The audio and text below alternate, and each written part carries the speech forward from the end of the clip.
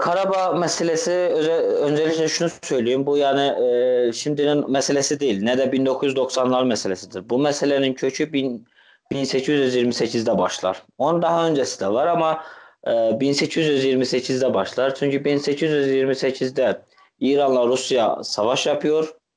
E, ve Türkmensay Anlaşması ile İran yeniliyor. Türkmensay Anlaşması'yla Azerbaycan'ın kuzey tarafı Rusya'ya bırakılıyor. Bugünkü Azerbaycan, Ermenistan dahil e, ve Gürcistan'ın bir kısmı Tiflis'e kadar ve aynı şekilde Derbent dediğimiz Dağıstan bölgesi Rusya'ya bırakılıyor. Bunun güney kısmı da Tebriz, Urmiye, Erdebil bunlar da İran'a kalıyor. Bu savaştan sonra Rusya şöyle bir şey gördü Rusya. Kafkasları kontrol etmek için özellikle Azerbaycan Müslüman bir halk. Ve buraya Azerbaycan'a yani dışarıdan bir şey oldu mu yani mesela dışarıdan bir kuvvet geldi mi hemen diğer İslam devletlerini desteğini alır ve bununla savaşır onlarla. Yani işgalcileri kabul etmez, gayrimüslimleri kabul etmez. Bu yüzden Rusya Kafkasları kontrol altında tutmak için, Azerbaycan'ı kontrol altında tutmak için bu bölgelere kendilerine yakın başka bir millet, burada başka bir devlet kurmak içine düşer. Ve bunun için de Ermenileri kullanır. Ermenilerden İran'dan 40 bin, Türkiye'den 80 bin ilk etapta Ermeniler getirilir. O zamanki tabi Osmanlı'dan. Genel olarak resmi rakamlar 200 binden fazla Ermeni ailesinin göç ettirildiğinden bahseder. Ve böylece bu gelen aileler de şu anki Ermenistan ve Karabağ yerleştirir. Ve şöyle bir şey yapar Rusya. Ne zaman Azerbaycan'da Rusya aleyhine bir şey çıksa 1828'den ta günümüze kadar 2020 yılına kadar her zaman oradaki Ermeni kartını kullanır. Ve defalarca bize karşı Ermeniler soykırım yaptı. Katliamlar, soykırımlar yaptı ve bunların hepsinin arkasında Ruslar vardı. Ve böyle süreç 1980'lerin sonuna kadar geldi. Sovyetlerin sonuna kadar geldi. Ve Sovyetlerin sonunda yine Rusya destekli Ermeniler Sovyetlerdeki boşlukları da kullanarak Karabağ'daki Rus askeri üslerini de kullanarak oradaki silahları da kullanarak çünkü o zaman Azerbaycan'dakilerin biz işte bura Karabağ'a bir çözüm getireceğiz diye Azerbaycan'dakilerin ellerindeki silahları aldılar. Ermenistan'dan da sadece göstermelik bir iki silah alındı ama diğer tarafta askeri üssün bütün silahları Ermenistan'a bırakıldı. Ve böylece daha doğrusu e, Karabağ'da bir şey oluşturmaya çalıştılar ve oradaki Azerbaycanlılara karşı katliamlar başladı. 88'den başlayan katliamlar, bağımsızlıktan sonra da yani 91'den sonra da devam etti ve 1993'e kadar 1993'te son Azerbaycanlı Karabağ'dan çıkarıldı. Yani katledebildiklerini katlettiler, geri kalanlarını da kovdular Azerbaycanlıları. Ve 94 yılında bir ateşkes imzalandı. Ondan sonra Agit'in Minsk üçlüsü bu işi devraldı. Müzakereler yoluyla halletme meselesinde. 1994'te aslında 1992'de Agit oldu. Yani 92'de bu karar alınmıştı. Barış görüşmeleri kararı 92'de alınmıştı. Fakat işin yani tarafı, ilginç tarafı konu Müslüman olunca bu uluslararası hukuk işlemez olur. 1992'de alınan karar o zaman tabii 2 tane Azerbaycan şehri işgal altındaydı. Sonra artık 12 tane Azerbaycan şehri işgal altında olduktan sonra artık ne zaman ki baktılar Azerbaycan kendine geliyor. İlk başta Karabağ'ın ilk başladığı zaman Azerbaycan'da bir ordu yoktu. Sadece gönüllü birlikler vardı. Ona da 3-4 kişiye bir av tüfeği düşüyordu. Yani o derecede savaşıyorlardı. Azerbaycan sınırlarını bile Rus askerleri koruyordu. Ve ne zaman ki Azerbaycan kendine geldi, karşı atağa geçmeye başladı. Aynı Bosna'daki gibi. O zaman artık başladılar uluslararası hukukları yapmaya, işe salmaya, barış görüşmeleri, müzakereler vesaire vesaire. Ve 1994 yılından sonra ateşkesten sonra günümüze kadar hala 26 yıldır barış müzakereleri devam ediyor. Bitmez tükenmez bilmez müzakereler ve bu müzakerelerden bir sonuç alınamadı. Fakat 1994 yılında, yani 93'ten sonra Karabağ'la ilgili Birleşmiş Milletler'in 4 tane beyannamesi var. İşgalci Ermenilerin kayıtsız şartsız Azerbaycan topraklarıyla çıkması ile ilgili. Bir de burada şu var. Azerbaycan'ın, Karabağ'ın Azerbaycan toprağı olmasını bütün uluslararası kurum ve kuruluşlar ve devletler toprağı Azerbaycan olarak kabul ediyor. Şöyle bir şey, Karabağ'da bazıları, birçok kimse bunu bilmiyor ama Karabağ'da tanınmayan bir devlet var. Önce Dağlık Karabağ Cumhuriyeti diyorlardı. Sonra Artsakh Cumhuriyeti diye değiştirdiler ismini. Artsakh diye. Ermeniler tarafından kurulan bir devlet ve Azerbaycan işte Birleşmiş Milletler'in beyannamelerini falan gösterdiğin zaman, uluslararası hukuku gösterdiğin zaman Ermenistan diyor ki Karabağ'ı ben almadım. Karabağ'ı Ermeniler aldı. Orada ayrı bir devlet var. Yani böyle bu şeyi gösteriyorlar ve suçu onlar üzerine yıkıyorlardı. Fakat Paşinyan geldiğinden beri, daha önce de elbette şeyler vardı ama Paşinyan geldiğinden beri artık daha popülist çıkışlar yapmaya başladı. Karabağ müzakerelere gelmiyoruz. Karabağ Ermenistan'ındır. Ermenistan'a birleştirilecektir diyor ve Lübnan'daki Ermenileri ve diğer bölgelerdeki Ermenileri o bölgeye toplamaya başladı. Karabağ'a getirmeye başladı. Bu da uluslararası hukuka zıttır. Azerbaycan da buna karşı artık Azerbaycan'da defalarca bu provokatif eylemlere karşı, bu provokatif olaylara karşı Azerbaycan defalarca uluslararası hukuku uyardı. Bakın bu yani uluslararası hukuku çiğniyor, Agit Minsk usulünü çiğniyor, müzakereler sürecini baltalıyor. Bunun önüne alın dedi. Ermenistan bunun önüne almayan, uluslararası hukuk da Ermenistan'a bir şey söylemedi. Ermenistan bu işlerine soyun koymak yerine tam aksine müzakerelere oturmak için 7 tane şart koydu. Artık bu bardağı taşıran son damla oldu. Ve en son bir ay önce, şimdiki olayların aslında aslı bir ay önceye dayanır.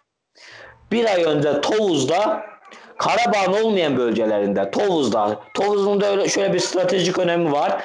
Azerbaycan'dan, yani Azerbaycan dış dünyaya asılan bütün petrol kemerleri, işte petroldür, karayoludur, demir yoludur, gazdır, hepsi Tovuz'dan geçer. Ermenistan oraya saldırı düzenledi.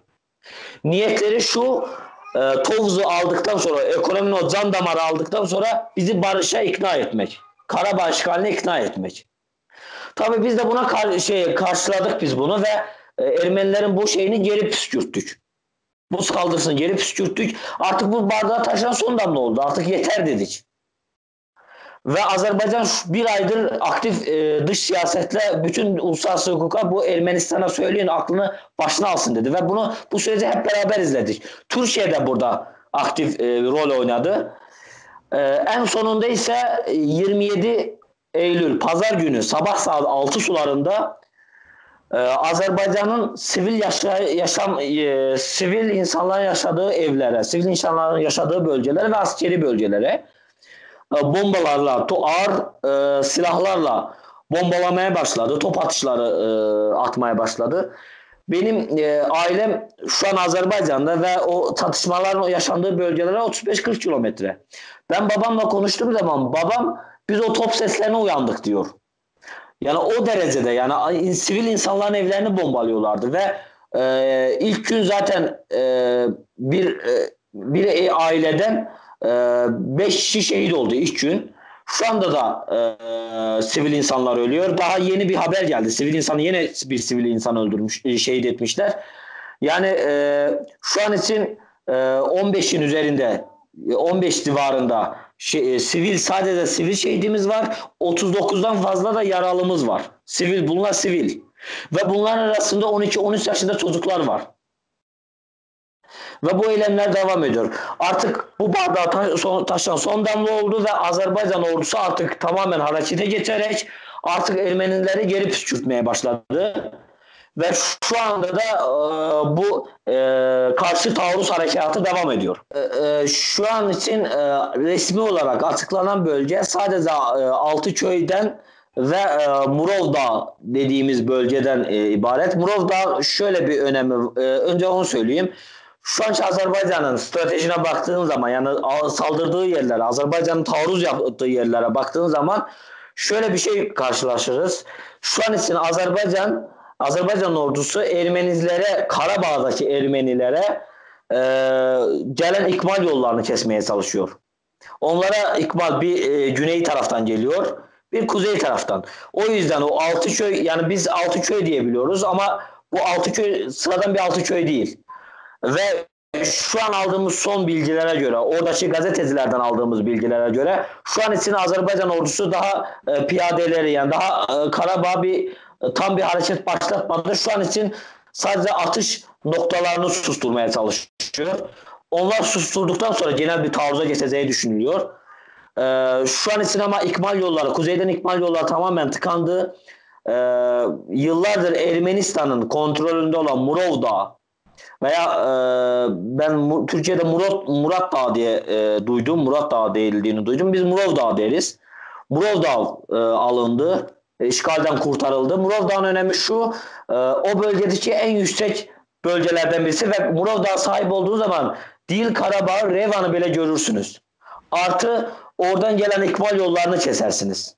Ve şunu da söyleyeyim, bu bizim için hem hüzünlü bir şeydir, bizim aile için hem şerefli bir olaydır. Bu Murov Dağı kurtarılması uğrundaki bu savaşlarda benim amcam oğlu da şehit oldu.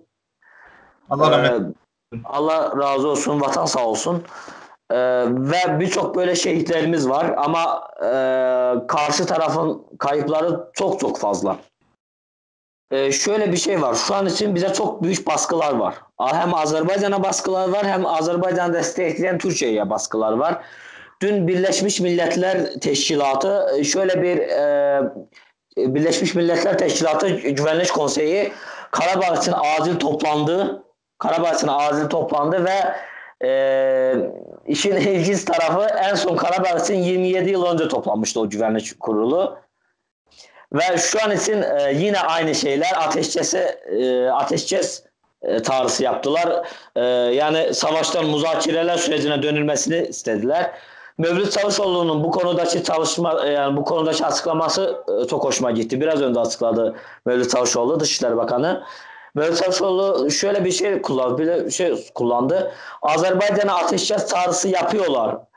Tamam, ama o aynı uluslararası kuruluşlar Ermenistan'a işgal ettikleri Azerbaycan toprağından çık diyorlar mı? Demiyorlar. Yani şöyle bir şey var. Ermenistan Rusya'yı da çağırdı buraya. Yani kolektif tehlikesizlik şurası onları da çağırdı. Fakat şu an için Azerbaycan'ın Karabağ'da yaptığı operasyonlara kimse karşı çıkamaz. Çünkü o resmiyette zaten bizim toprağımız orası. Ve Rusya'da şöyle bir şey yaptı. Savaş Karabağ'da gidiyor. Yani Ermenistan tarafta gitse Ermenistan saldırılmadı. Ama bu zaten Azerbaycan, dünyanın tanıdığı Azerbaycan toprağında gidiyor bu şeyler. Sorunuza geldiğiniz zaman da bu kadar baskıya rağmen İlham Aliyev'in bir açıklaması oldu.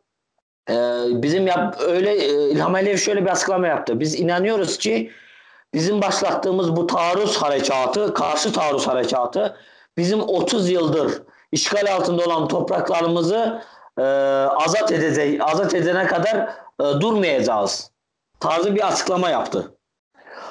Rusya'nın duruşu biraz da Ermenistan'la ilgili. Paşinyan hükümeti bir Avrupa şeyidir, Avrupa projesidir Paşinyan. Daha doğrusu Avrupa değil miyim de Batı projesidir. Ve Paşinyan ilk defa Paşinyan'la beraber Ermenistan artık Rus ekseninden çıkmaya çalışıyor. Paşinyan artık Rusya'ya karşı hafiften tavır almaya başlamıştı ve Rusya Paşinyan'dan çok fazla rahatsızdı. Bu olaylarla da Paşinyan'ın gönderilmesini istiyor aslında Rusya. O yüzden bu olaylara pek fazla durmuyor. Fakat yani siyaset olarak pek fazla karışmadığını gösteriyor. Hatta Putin'in şöyle bir açıklaması vardı. Yani biz bunların, yani bu ülkelerin iç siyasetine karışmayacağız tarzı bir şey açıklaması vardı. Fakat buna rağmen alttan da yani bunun artık videoları var, görüntüleri var, resimleri var. istihbaratları var. Rusya hafiften Rusya'da silahlar gönderiyor Ermenistan'a. Mesela biz bu sabah Azerbaycan açıkladığı kayıpları söylüyoruz. Bir tane S-300 roket, S-300 Zenit roket sistemi vurduk.